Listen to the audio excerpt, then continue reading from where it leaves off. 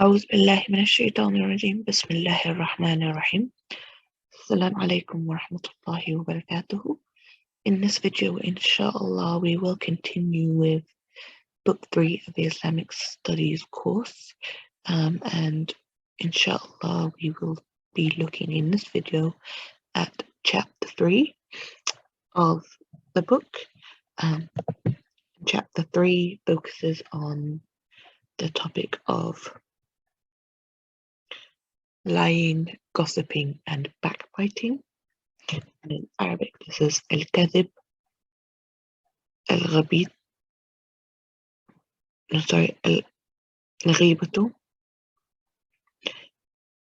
wal-namimatu. Okay, al-kadhib, wal-ghibatu, wal-namimatu. So in Islam, it is a sin to lie, gossip, or backbite. These things are harmful to us and to others, so they are a bad thing to do. Okay? The tongue is one of the most useful parts of the body. We use it to express our needs, wants, and ideas. But if we are not careful, we can easily use it in the wrong way. The tongue is a great blessing from Allah. Even though it is small, it is difficult to control. A good Muslim must try hard to use his tongue only in matters that are pleasing to Allah. He must also try his best to avoid using it in such bad things as lying, gossiping, and backbiting. Gossiping and backbiting.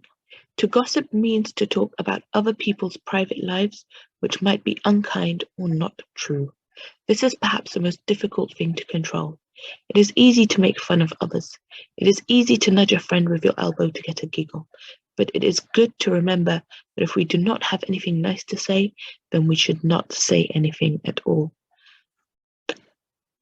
Our Prophet ﷺ once said, "The true Muslim is the one who avoids harming Muslims with his tongue and hands." Okay, so it's bad to gossip and backbite because it's harmful to others. And when we harm other people in this way, ultimately we are harming ourselves. We're harming our hearts. We're making our hearts cruel and impure. And then, in the long run, when the day of judgment comes, we will have only hurt ourselves. We will have hurt ourselves the most. He also said, "Do you know what backbiting is?" The Prophet ﷺ's companion said, "Allah and his messenger know best." Then he said, "Backbiting is your talking about your brother in a manner that he does not like. This means when he is not with you." Okay, so when we talk about someone behind their back, this is backbiting. Okay, we're saying things that we don't want that person to hear, mean things, untrue things, when the person isn't there, and they might not want you saying these things. So you're doing a bad thing because you're saying something they don't want you to say about them. Telling lies. For many people, lying is the quickest and safest way to get out of trouble. But in the long run, lying always lands us into trouble. More trouble. When you get caught lying, which you most likely will, you would be in much more trouble than you were when you started lying. No one likes to be lied to. Lying is lying.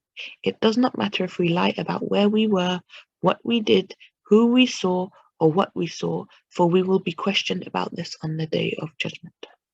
Okay, so we might think lying is helpful, it's good to get us out of trouble, but in the long run, it will cause more trouble. And ultimately, on the day of judgment, our lies will harm us. So we should, as Muslims, always tell the truth, no matter what the situation. Lying is a very bad habit that attracts nothing but more lies. The more people ask you to talk, the more stories you make up. The more stories you make up, the deeper you land into trouble. We should therefore always speak the truth and never lie. Okay, so inshallah now you have some exercises to complete. Please take your time, do these exercises properly. And when you've finished, ask your parents or your teacher or another adult to check your answers and help you correct any that were wrong. And inshallah, in the next video, we will look at chapter 4 of book 3. Wa alaikum assalam wa rahmatullahi wa barakatuh.